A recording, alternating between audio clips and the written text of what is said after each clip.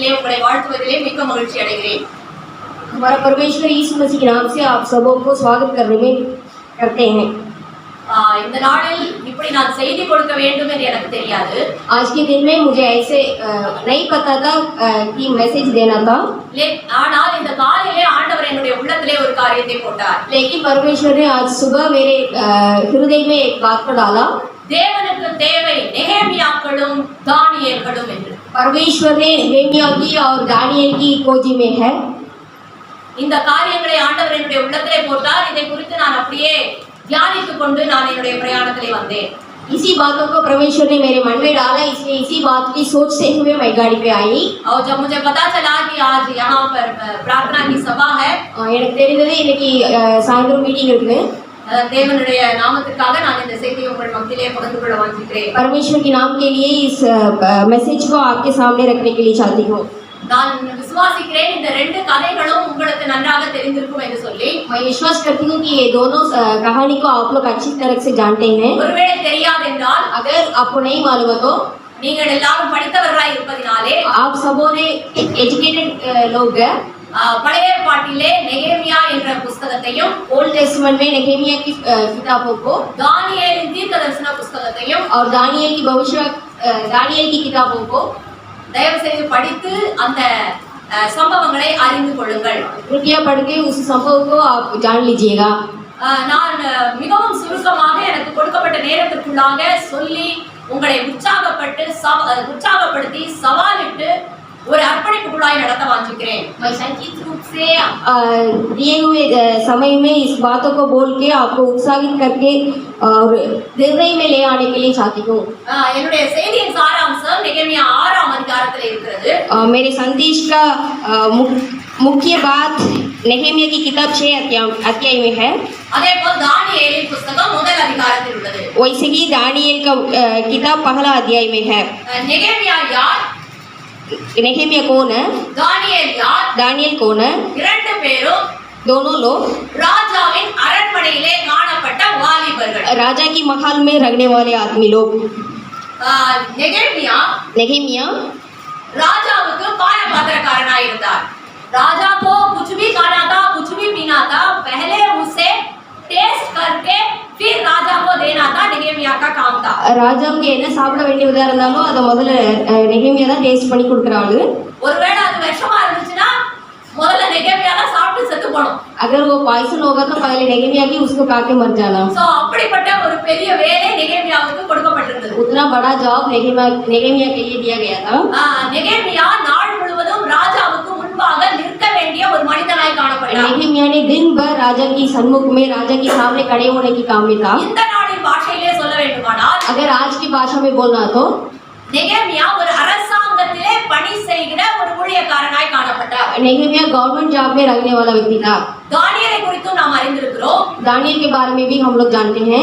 1ஆம் அதிகாரத்தில் அவர் சிறை கைதியாய் பாபிலோனுக்கு சென்றார். पहले अध्याय में वो गुलामी के रूप में जा रहा है, बंदी के रूप में. ஆனால் பின்பதாக வருகிற அதிகாரங்களிலே उसके बाद जो भी अध्याय आ रहा है, தானியேலையும் ஒரு அரசாங்க ஊழியனாக நாம் காண முடியும். दानियेल को भी हम गवर्नमेंट ऑफिशियल के रूप में हम देख सकते हैं. இன்று தேவனின் தேவை என்ன?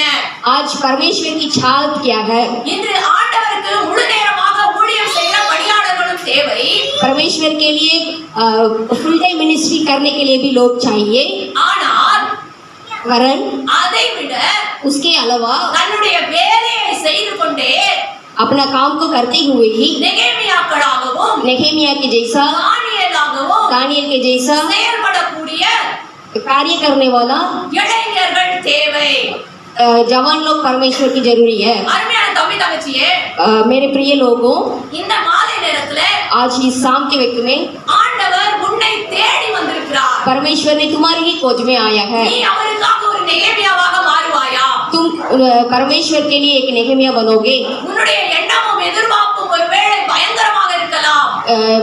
तुम्हारा सोच विचार दूसरे हो सकता है. நீ படிக்கிற இந்த காலத்திலே உன்னுடைய கற்பனை ஒரு பெரிய நிலையிலே பெரிய ஆபீசராக ஒரு வர வேண்டும் என்ற பெரிய சொப்பனத்தோடு நீ காணப்படலாம். अभी जब आप पढ़ाई कर रहे हैं, आप सोचे होंगे आपकी ड्रीम्स तो बहुत हम ऐसे बड़े होना करके हो सकता है. நான் நிச்சயமாக உன்னிடம் சொல்ல மாட்டேன், இல்ல அப்படிலாம் இருக்க கூடாது, நீ ஊழியத்துக்கு வரணும் சொல்ல மாட்டேன். माटें मैं जरूर आप लोग से ऐसे नहीं बोलूंगी कि ऐसे नहीं होना, परंतु परमेश्वर की सेवा करने के लिए आना है। उन्नुடைய எண்ணம் சரி, आप लोग का विचार सही है, உன்னுடைய சொப்பனம் சரி, आप लोग का ड्रीम सही है। உன்னுடைய சொப்பனத்தை தொடர்ந்து உற்சாகமாக அதிக ஆழமாக கவனமாக படித்து உன்னுடைய சொப்பனத்தை நிறைவேற்ற பிரயாசப்பட்டு உயர்ந்த ஸ்தானத்திலே சென்று அடை। आप लोग की सपन के अनुसार आप लोग उसी के लिए कोशिश करते हुए एनकरेज के साथ आगे बढ़ने की जरूरी है। ஆனால் परंतु தேவன் உன்னை உயர்ந்த ஸ்தானத்திலே கொண்டு செல்லும் பொழுது जब परमेश्वर आपको ऊंचे स्थानों में लेके जाता நீ है, நெகேமியாவாய் இருக்க வேண்டும், तुम नेहेमिया के समान रहना நீ है, தானியேலாய் காணப்பட வேண்டும்। दानियेल के समान रहना है। அப்படி இருந்தால்தான் ऐसे रहेंगे तो உன்னதமானவருடைய ஆளுகை सर्व हमारे परम पिता की जो आदिन में இந்த தேசத்திலே காணப்பட முடியும்। इस देश में रह सकते हैं। நெகேமியா 6ஆம் அதிகாரத்திலே नेहेमिया 6वां अध्याय में 3ஆம் வசனத்தை வாசிக்கலாம்। 3रा वचन को पढ़ेंगे। परंतु मैंने उनके पास दूतों से कहला भेजा, मैं तो भारी काम में लगा हूँ, मैं तो भारी काम में लगा हूँ, वहाँ नहीं जा सकता। वहाँ नहीं जा सकता। मेरे इसे छोड़कर तुम्हारे पास जाने से मैं इसे छोड़ के तुम्हारे पास जाने से वो काम क्यों बंद रहे? वो काम क्यों बंद रहे? நான் பெரிய வேலையை செய்கிறேன், நான் வரக்கூடாது, நான் அந்த வேலையை விட்டு உங்களிடத்திலே வருகிறதினால் அது மினக்கட்டு போவானேன் என்று சொன்னார்। இங்க என்ன நடக்கிறது? यहाँ पर क्या हो रहा है? இந்த நெகேமியா என்ன வேலை செய்கிறார்? ये नेहेमिया ने क्या काम कर रहा है? இவர் எருசலேமிலே அலங்கத்தை கட்டிக் கொண்டிருக்கிறார்। ये यरूशलेम की जो टूटा हुआ शहर है उसको बना रहा है। ராஜாவின் அரண்மனையிலே ராஜாவுக்கு திராட்சரசத்தை கொடுத்த மனிதன் தான்। राजा की राजमहल में राजा के लिए दाखमधु देने वाला व्यक्ति था। ஆனால் எருசலேமின் அந்த நிலைமையை கேட்ட பொழுது परंतु जब उसने यरूशलेम की शहर के बारे में सुना, ஒரு பெரிய அழைப்பு தனிப்பட்ட முறையில வர வேண்டும் என்று அவன் காத்திருக்கவில்லை।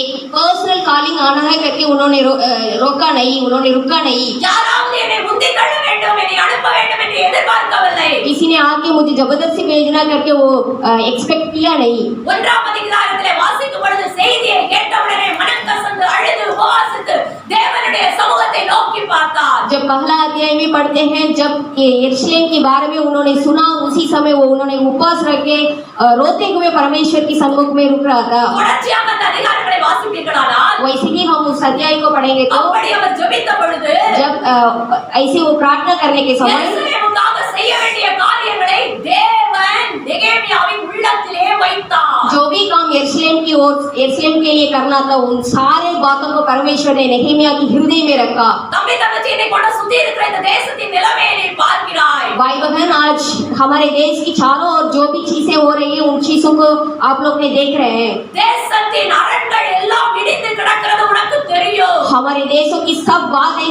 टूटा हुआ है, वे सबों को जानते हैं। தேசத்தின் எந்த பகுதியிலும் பாதுகாப்பு இல்லாமல் இருக்கிறது உனக்கு தெரியும்। हमारे देशों की चारों ओर सुरक्षा नहीं है, उसको जानते हैं। தேசத்தின் அரண்கள் சுட்டெரிக்கப்பட்டு இருக்கிற நிலைமை இருக்கிறது உனக்கு தெரியும்। हमारा देश की सारे जो भी सोर्सेस का वो सब जला गया है, उसको भी जानते हैं। உன்னுடைய உள்ளம் பாரத்தினால் நிறைகிறதா? अगर क्या आप लोग के हृदय में उस बर्डन आ रहा है देश தேவ के लिए? சமூகத்தை நோக்கி உன்னுடைய கண்கள் கண்ணீர் சொரிகிறதா? परमेश्वर की सन्मुख में खड़े होकर रोने के लिए आपके हृदय आ रहा है? அப்படி செய்வாயானால் अगर ऐसे करेंगे तो இந்த தேசத்திலே यही हमारे भारत में உன்னை கொண்டு செய்ய வேண்டிய காரியங்களை தேவன் உன்னுடைய உள்ளத்திலே வைப்பார்। जो काम इस भारत में आपके द्वारा करना था, उन बातों को परमेश्वर ने आप लोग के हृदय में रखेगा। தேவ கட்டளையை சுமந்தவராக நெகேமியா எருசலேமுக்கு சென்று அலங்கத்தை கட்டிக் கொண்டிருந்தார்। परमेश्वर की आज्ञा को अपने कंधों में उठाते हुए भी नेहेमिया ने इन बातों को किया। தேவனுடைய வேலை நடந்தேறுவதை சத்துரு ஒரு நாளும் விரும்புவதில்லை। परमेश्वर की काम जो पूरा होता है उसको शत्रु ने नहीं चाहता। தேவனுடைய வேலை நடக்கும்போது எப்பொழுதுமே அவன் எதிர்த்துதான் நிற்பான்। जब भी परमेश्वर की काम हो रहा है, वो परमेश्वर की काम के विरोध में ही खड़ा होता है। அநேக நேரங்களில் நாம இப்படி தப்பா நினைச்சுக்கிறோம்। बहुत बात हमने ऐसे गलत विचार रखते हैं। உண்மையா ஆண்டவர் என்கிட்ட சொல்லியிருந்தாருன்னா अगर सच में परमेश्वर हमसे बोले होते तो எனக்கு வாசல் எல்லாம் கரெக்டா திறந்திருக்கும்। मेरे लिए सारे दरवाजे ने खुला रहेगा। எப்படி பேதுருவை ஆண்டவர் சொப்பனத்துல தூதனை கொண்டு வந்து அப்படியே திறந்துட்டே போனாரு, அந்த மாதிரி இரும்பு கதவெல்லாம் திறந்துட்டே போயிரும் நினைச்சோம்। जैसे पतरस को स्वर्गदूत ने सारे दरवाजों को खोलते हुए उसके बाहर लेके आया, वैसे ही मेरे लिए भी खोलेगा। ஆனால் அப்படி நடப்பதில்லை. परंतु वैसे सारे समय में नहीं होता है। தேவன் சொன்ன காரியங்களை செய்ய முயற்சிக்கும் பொழுது சத்துரு முழு தீவிரமாக எதிர்ப்பான். जो भी बातें परमेश्वर से बोला गया उन बातों को करने के समय शत्रु हमारे विरोध में खड़ा होता है। இங்கே நெகேமியாவுக்கு விரோதமாக சன்பல்லாத்தும் தொபியாவும் எழும்பினார்கள். इधर नेहेमिया के विरोध में सनबलात और तोबिया ने उठते थे। இங்கே இரண்டாம் வசனத்திலே கேஷம் என்ற இன்னொரு மனிதனும் எழும்புகிறான். ये दूसरा अध्याय में और एक मनुष्य भी उसके विरोध में आ रहा है। இவங்க எல்லாம் ஆளுநர் நெகேமியாட்ட சொல்றாங்க, எப்பா வாப்பா கிராமத்துல நம்ம எல்லாம் உட்கார்ந்து பேசலாம், இந்த காரியங்களை எப்படி செய்ய வேண்டும் என்று தீர்மானிக்கலாம் என்று அழைக்கிறார்கள். इस सब लोग ने नेहेमिया को चिट्ठी भेजा, आओ आओ हमारे साथ बैठो, हम लोग बातचीत करेंगे क्या क्या करना है यरूशलेम के बारे में। நெகேமியாவுக்கு கட்டளை கொடுத்தது எந்த மனிதனும் அல்ல. नेहेमिया को कोई मनुष्य ने आज्ञा नहीं दिया। நெகேமியா தேவனுடைய சத்தத்தை கேட்டு தேவனால் கட்டளை பெற்ற மனிதன். नेहेमिया ने परमेश्वर की आवाज को सुनते हुए परमेश्वर की आज्ञा को मानते हुए उन्होंने आगे बढ़ा। இந்த நெகேமியா தேவ சத்தத்தை அன்றி மனுஷ சத்தத்துக்கு இடம் கொடுக்க ஆயத்தமாயில்லை. इस नेहेमिया को अगर हम देखते हैं तो परमेश्वर की आवाज को माना, मनुष्य की आवाज को नहीं माना। இங்க தெளிவாக சொல்றேன், எப்பா நான் வர முடியாதுப்பா, நான் பெரிய வேலையை செய்றேன், நான் வேலையை விட்டுட்டு வந்தா வேலையெல்லாம் வேஸ்டா போயிடும். I am so sorry, I just cannot come. वो सही तरीका से उन्होंने जवाब दिया, मैं आ नहीं पाऊंगा, मैं बड़ा काम में लगा रखता हूँ। நெகேமியா நோ சொல்றதுக்கு தைரியமா இருந்தா. नेहेमिया के पास नहीं बोलने के लिए, नो बोलने के लिए करेज था। நோ எதுக்கு சொல்லணும்? नो किस चीज के लिए बोलना है। எந்த வேலை கொடுத்தாலும் ஐயோ என்னால முடியாது. ஒரு சாட்சி சொல்ல சொன்னா ஐயோ சாரி, ஒரு பாட்டு பாட சொன்னா ஐயோ சாரி, அப்படி சொல்றதுக்கு கட்ஸ் வேண்டாம். ऐसे बोलने के लिए नहीं, ऐसे नेगेटिव मूड में बोलने के लिए नहीं। अगर गवाही बोलने के लिए बोलेंगे तो नहीं, और जो गीत गाने के लिए बोलेंगे तो उसके लिए नहीं करके नहीं। தேவனுடைய வேலையை செய்வதை தடுப்பதற்கு, தேவ சித்தத்தையும் தேவ சத்தத்துக்கும் கீழ்ப்படிவதை தடுப்பதற்கு வருகிற எந்த மனுஷ சத்தத்துக்கும் செவி கொடாமல் முடியாது என்று சொல்லக்கூடிய தைரியமுள்ள வீரமான நெகேமியாக்கள் தேவனுக்கு தேவை. जो भी बातें परमेश्वर की आज्ञा से हुआ उन बातों को करने से जो भी चीजें हमें रोकती है, उन बातों के लिए नो करने की करेज हम लोग को चाहिए। இன்னொரு காரியத்தை காண்பித்துக் கொடுக்கிறேன். और एक बातों को मैं आपको दिखाना हूँ। 11ஆம் வசனத்திலே 11 वचन में, என்னை போன்ற மனிதன் ஓடி போவானோ? जो मनुष्य मेरे जैसा है वो दौड़ेगा क्या? முதல்ல பேசலாம்னு கூப்பிட்டாங்க. पहले इन्होंने बुलाए थे, आओ हम लोग बात करेंगे। இவங்க பருப்பு வேகல, इन लोग का दाल पका नहीं, அதனால இப்ப பயமுறுத்துறாங்க. इसलिए अभी धमकी दे रहा है। எப்படி பயமுறுத்துறாங்க? ऐसे धमकी दे रहा है, ஏ மாமா நம்ம போய் ஒளிஞ்சிக்கலாம், आओ आओ हम सब कोई जाके चिपकाएंगे, நம்ம சர்ச்சுக்குள்ள போய் கதவை மூடிக்கலாம், चर्च के अंदर जाके दरवाजा को बंद करेंगे। இன்னைக்கு ராத்திரி உன்னை கொண்டு போறதுக்கு வருவாங்க. आज रात में तुम्हें मार डालने के लिए लोग आएंगे। அங்க வாஸ்து பாத்தீங்கன்னா தீர்க்க தரிசனம் வருது. अगर पढ़ के देखेंगे तो भविष्यवक्ता भी आ रहा है। சரியாய் தேவ சத்தத்தை கேட்ட மனிதன் எதிராய் வருகிற எந்த பொய்யான தீர்க்க தரிசனத்தையும் அடையாளம் கண்டு கொண்டு ஒழித்துக் கொள்வதற்கு ஓடி போக மாட்டான். जो मनुष्य सही से परमेश्वर की आवाज को आज्ञा को सुनता है, उस मनुष्य जो भी चीजें विरोध में आती है उसको देखते हुए, उसको सुनते हुए डर के मारे जाने वाला नहीं है। தானியேலை குறித்து என்ன அறிந்திருக்கிறோம்? दानियल के बारे में क्या जाने हैं? நான் கடந்த வாரத்திலே தானியேலை குறித்து ஒரு செய்தியை கேள்விப்பட்டேன். मैंने पिछले हफ्ता में दानियल के बारे में एक संदेश को सुनी। அந்த காரியம் என்னுடைய உள்ளத்தை சுக்குநூறாய் உடைத்தது. उस बातों ने मेरे हृदय को पूरा तोड़ डाला। தானியேல் எருசலேமில் உள்ள ராஜ வம்சத்தில் உள்ள ஒரு ராஜகுமாரன். दानियल ने यरूशलेम में इस राजा की वंश में आने वाला व्यक्ति है। ஆனால் அவர் பாபிலோனுக்கு சிறை கைதியாய் கொண்டு போகப்பட்டார். परंतु उन्होंने बाबिलोन के लिए बंदी के रूप, गुलामी के रूप में लेके गया गया। இளைஞனாய் இருந்தார், उन्होंने जवान था, அழகுள்ளவராய் இருந்தார், सौंदर्यवान व्यक्ति था, அவருடைய சரீரத்தில் ஒரு குறைவும் இல்லை, उनके शरीर में कुछ भी कमी कटी नहीं था, அவருக்கு பெரிய ஞானம் இருந்தது, उनके पास बहुत ज्ञान था। ஆனால் அவரை என்ன செய்தார்கள் தெரியுமா? आप लोगों को मालूम है उसको क्या कर दिया? அங்கே அடிமையாய் போனதினால் उस जहाँ में बंदी के रूप, गुलामी के रूप से गाया, அவரை யூனக்கா மாத்திட்டாங்க.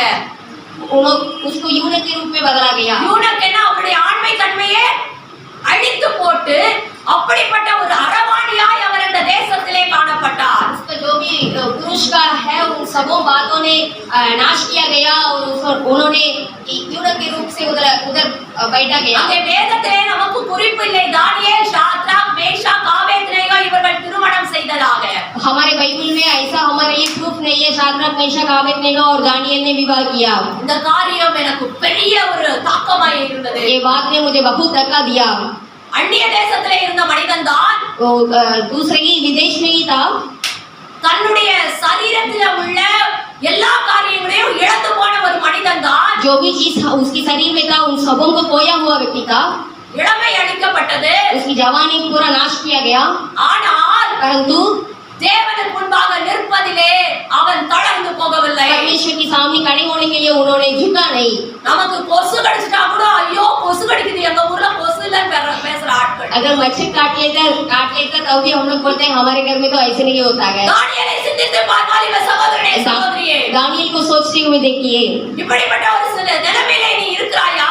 अगर ऐसी परिस्थिति में आप लोग है क्या? ஆனால் தானியேல் சொன்னார், நான் என்னை தீட்டுப்படுத்த மாட்டேன். परंतु दानियल ने कहा मैंने मुझे अशुद्ध नहीं करूंगा. தன்னை தீட்டுப்படுத்தாத இளைஞர்களான வாலிபர்களை தேவன் தேடுகிறார். मुझे हमें अशुद्ध नहीं करने वाला व्यक्ति को, जवान लोग को परमेश्वर ने ढूंढ रहा है.